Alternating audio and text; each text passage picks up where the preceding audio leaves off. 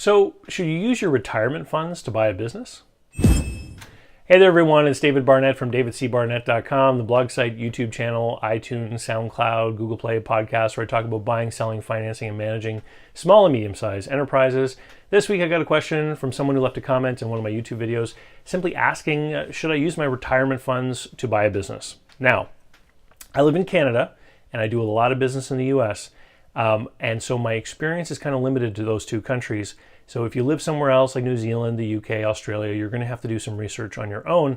But generally, what I'm about to say is going to make you think about what you're going to do. In Canada, at one point, there was an opportunity to use RRSP savings to finance, your small business, and those doors have been closed, in the last couple of years when they revamped everything and updated some of the rules. Mostly because investing in your small business is not a product offered by banks. And as we know, the bank lobby pretty much controls a lot of the investing laws and rules, right? Not that this is a political channel or anything like that. But in the USA, 401k programs, there still is an opportunity for people to use 401k retirement savings to finance their small business. Now, if you do a little bit of research, what you'll find is that essentially, if you work for a company and you build up a 401k program, and then you go and start a new entity which is going to buy a business, that new entity can start a 401k program of its own. You can register yourself as an employee in your new company. That retirement savings you built up, the 401k from the first company, can then be moved over into the new company's plan.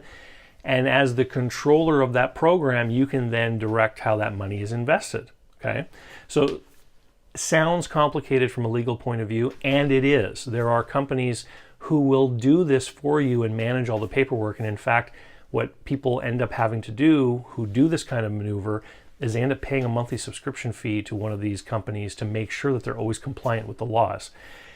Because if the tax man, and there are tax people everywhere, if they somehow get the idea that you took money which was sheltered from taxes and somehow got it out to use it for your own benefit and you haven't paid taxes on it, if you can watch them when they hear this, you can actually see the saliva start to form on the edge of their mouth. Like they start to salivate at the prospect of like biting into your arm and getting their pound of flesh. Seriously, it has to be done properly, because if you take money out of a retirement account without doing things properly, then the money all of a sudden could be considered income in the year that you take it out, and you're going to have to face a big tax hit on that. Now, all of the technicalities aside from that, let's take a step back, because every time one of my private one-on-one clients asks me if they should use their 401k money to help buy a business, my question to them can be a little bit sobering. I'll say, well, you can, but let me ask you this. If your new business venture fails, do you still plan to retire? Because that money is for your retirement. And if you bring it into the acquisition of a small business and the business fails, and we know that the failure rate for small businesses can be quite high, then not only have you failed in the present, but you've really screwed up any potential redemption in retirement that you may have been looking forward to. So I often direct people away from that kind of thinking.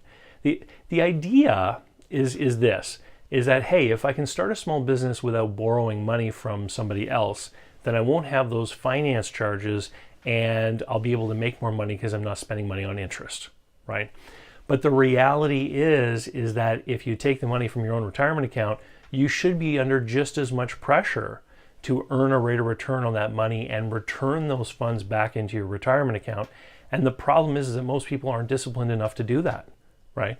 If you're borrowing from your future self should be earning the same rate of return for investing in your small business as the bank or the leasing company or the finance company would, right? Because it's risky. They know what they're doing as lenders, and the problem is that most people don't hold themselves to the same accountability, the same standard. Now, where do I feel that there may be an exception to this rule? Let me give you an example.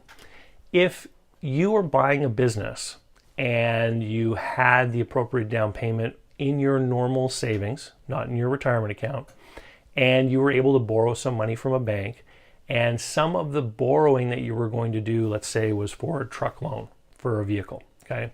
And the bank was going to ask you to pay 8% interest on that vehicle loan. Well, if you had the money in your retirement account and you were able to structure it such that your retirement account wrote a loan to your new business and the loan was secured against the truck, and you were going to pay your retirement account the same rate of return that the bank was demanding, and if your business failed, your retirement account, because it held a lien or a UCC filing, was going to be able to seize that truck and auction it off to cover its losses, now you're talking. Because what you're going to be able to do is wisely invest your retirement account money in the same way that a bank would. They'd be thinking about a plan B. What happens if this guy doesn't pay us back? Or are we going to be able to seize any collateral and sell it? And you're going to be able to return a higher rate of return into your own retirement account. That would probably be the only kind of scenario that I would really be a fan of as far as taking retirement money and putting it into the purchase of a small business. It really comes down to what your BATNA is, which stands for Best Alternative to a Negotiated Agreement. We go over this quite a bit in my Business Buyer Advantage program that you can enroll in over at businessbuyeradvantage.com. Because your circumstances, if you can't make the deal to buy the business, are going to dictate just how aggressively and to what risks and what ends you're going to be willing to go to acquire the business. And those alternatives are different for every individual buyer. So if there are no employment opportunities, if there is nothing else you can do to earn money, then sometimes this is the way people have to go, or they feel that way. I just don't think it's all that wise. You save that money for your retirement, and I think that's what it should be for at the end of the day. And with that, thanks. Glad you're listening, and I know some of you will disagree with me. Please put some comments down below, and let's keep the conversation going. And if you haven't already, go to my blog site, davidcbarnett.com. You can find all the past videos, blog posts, articles, etc., news about and information about my online courses. And I look forward to seeing you next week. Thanks. Talk to you soon.